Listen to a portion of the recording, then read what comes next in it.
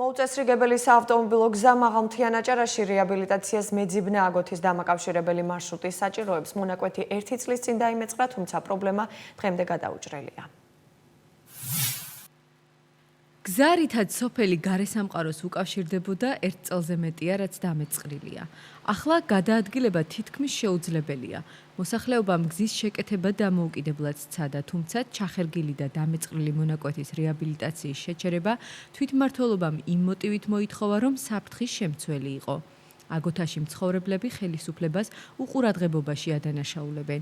მათი თქმით, პრობლემას მხოლოდ მაშინ მოყვა გამოხმაურება, როდესაც პრობლემის ამსახველი ფოტო სოციალურ ქსელში გამოაქვეყნეს. ხელით, თოხით, ლაფატკით მთელი სოფელი, ქალი, ბავშვი, დიდი, პატარა, ყველა ჩართული იყო ამ გზის რეაბილიტაციაში და მოგეხსენებათ, მეორე დღეს ამოვიდნენ და უბრალოდ დაკეტეს გზა და მართალია, ეხლა ცოტა ტალახი ჩამოვიდა, მაგრამ ეს არის კაპიტალური რემონტს საჭიროებს და სულ იქნება ალბათ 50 მეტრო, ეს არც საგანგაშო და ძალიან დიდ თანხებთან არ იქნება დაკავშირებული.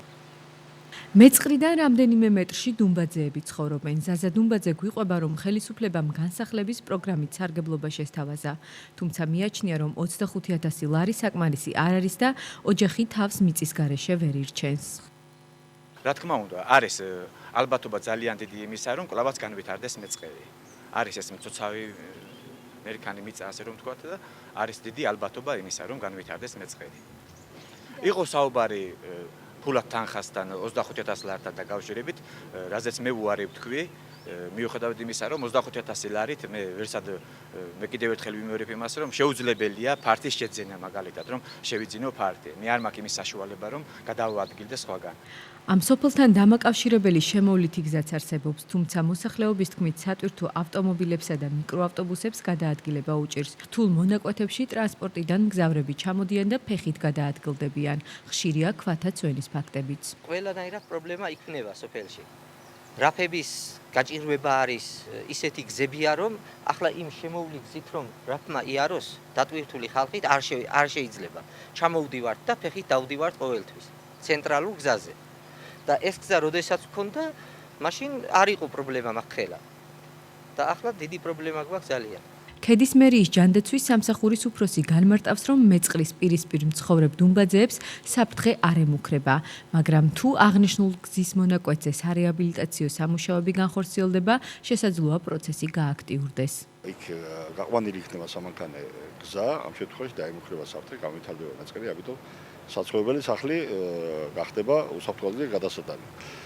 ამასთან დაკავშირებით ჩვენ ვესაუბრეთ ზაზა დუმბაძეს, იყო მიღწეული შეთანხმება, რომ ჩაერთვებოდა პროგრამაში, დავიწყეთ დოკუმენტაციის შედგენა, მაგრამ ზაზა დუმბაძემ შემდეგ განაცხადა უარი აღნიშნულ პროგრამაში ჩართვაზე, ამიტომ მუნიციპალიტეტის მერია ფაქტობრივად ჩიხში შევიდა და ვერ მოხერხდა აღნიშნული გზის მონაკვეთის აღდგენა. საავტომობილო გზების დეპარტამენტში აცხადებენ, რომ გეოლოგიური დასკვნით დამეწყრილ მონაკვეთზე სარეაბილიტაციო სამუშაოების განხორციელება შეუძლებელია, თუმცა ორგანიზაციაში აღნიშნეს, რომ აგოთა მეძიბნის დამაკავშირებელი შემოვლითი გზის რეაბილიტაცია დაგეგმილი, რისთვისაც 150,000 ლარზე მეტია გამოყოფილი.